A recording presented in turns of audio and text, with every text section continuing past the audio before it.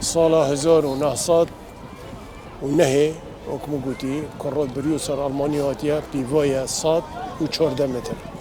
ئێستا 125 متر 114 متر ئێستا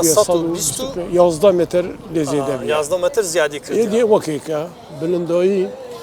شڕاداوێ ئەو وەختیاتی 16 نیسانی بی ئاف بلند بی 15 متر و 3 سانتیمتر بی عبدالرقیب یوسف 2005 هات تووسە ئۆفات بی خۆرێ 18 متر و ئەدبێژم نیو بی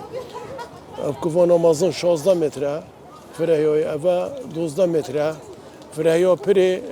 4 متر و 7 سانتیمترە هەر ئۆلەکێ 5 سانتیمتر ژێ چت بوو ئۆم بەرە گۆڕینت درێژە پرێدا چوی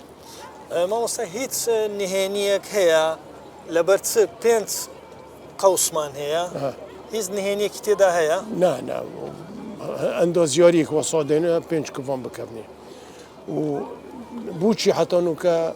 ئەف پرێتوسە هەرفی هەلوەشۆینە مەسەلەن بێشوک و بافت و ئەبهاتینە خۆرێ ئەو کڕۆت بری و سەرژیاوێ هەر ئەندازیار بی دەڵێت چونکو بنستراوان سەرڤۆن کەڤرۆنە برسترێکی مکمە لەوڕۆ ئەپرە حتانوکەم وەیە نارفە ڕاستە و گەلە جواتیان نیژانکردنێکی ڕاستە لەناو ئەدەبیات لەناو هونەر لەناو نووسین چۆن ئاماژەی پێکرایە ناوی هاتووە پردی دەلال پردی دەلال مگوتەتە پرد ئەفسۆنەیە ئەفسانە پر دەلۆلە ئەفسۆنەکی بچەک درێژە ینی ما خەلکێ بۆژەری خەلکی زاخۆ منەت گوتێ پرا دەلال مەت گوتێ پرامازن سەیرانێت زاخویە بەهۆرە دۆی مەتهۆت نەبێرێ تاپانش بۆژێری دیربی کیلومترێکیش بۆژێری دیربی بەس بوو سەیران و سەفرۆ بۆ بهۆرە هۆت نەبێرێ بۆرێ ئەو بەردانەی کە ئەو پردەی پێ دروست کرایە هەر هی ناو زاخۆیە یان هی دەرەوەی زاخۆیە ئەڤە زاخۆە منتەقەکەش دەبەرە دەرکاری هەر تابعی زاخووە